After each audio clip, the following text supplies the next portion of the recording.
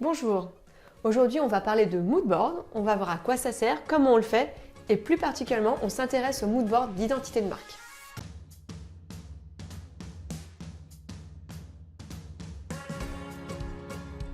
Tout d'abord, vous devez avoir une vision claire de votre marque, vos valeurs, votre positionnement, votre mission, votre cible. Je vous conseille d'écrire quelques mots-clés qui correspondent à votre marque et d'essayer de les retranscrire en images. Ça sera beaucoup plus facile. Le moodboard est un outil, il va vous aider à 1. Définir l'identité de votre marque.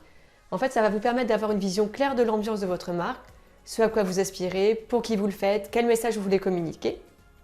2. Créer une charte graphique qui va vous permettre d'avoir une image claire et cohérente lors de la création de votre identité visuelle, le logo, la police, la gamme de couleurs, lors de la création de votre labeling et de votre packaging, lors de la création de votre site internet et lors de votre prise de parole sur les réseaux sociaux.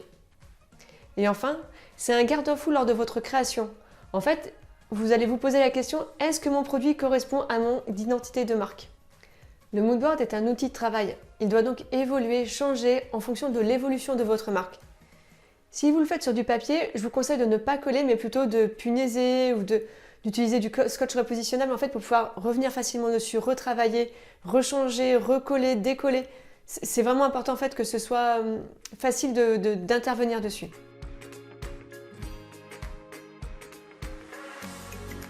Alors, ce dont vous allez avoir besoin, soit d'un ordinateur si vous le faites par informatique, mais ce sera plus difficile de rajouter certains éléments comme des pages de magazine, des matières.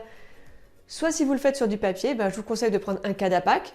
Un Cadapac, c'est pratique, c'est rigide, ça ne s'abîme pas facilement et les punaises ne le transpercent pas. Donc ça, c'est vraiment bien. Donc une boîte de punaises, des magazines, des images. Alors attention à la propriété intellectuelle.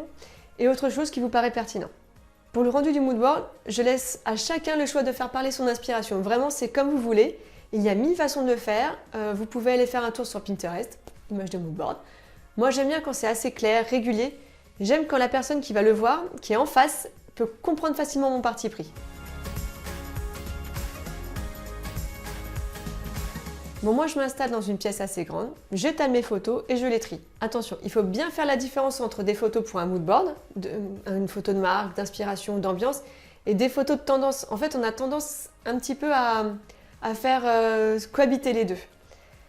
Certaines images en fait sont plus représentatives d'un moment, d'une collection, d'une envie, plutôt qu'une image de marque. L'image de marque, en fait, ça se place au-dessus de la tendance.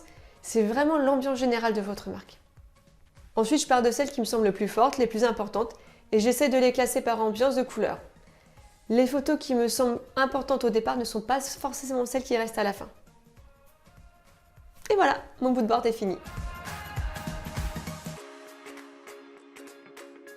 Maintenant, je vais essayer de ressortir une gamme de couleurs. J'aime travailler avec une gamme de couleurs limitée, 4 couleurs principales, 2 complémentaires, car je trouve qu'ensuite on a tendance à ne plus être très concis en fait, on se perd un petit peu et puis on ne peut pas jouer toutes les couleurs. La gamme de couleurs, c'est comme le moodboard, ça évolue, ça va changer.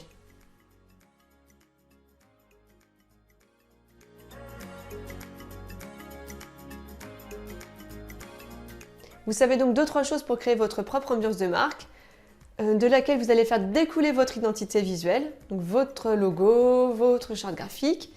Vous pouvez finir par faire un montage plus restreint pour encore plus clarifier votre pensée et quand vous allez transmettre au graphiste, ça sera encore plus clair. Maintenant, je vous dis au revoir, à bientôt et je vous retrouve dans une nouvelle vidéo.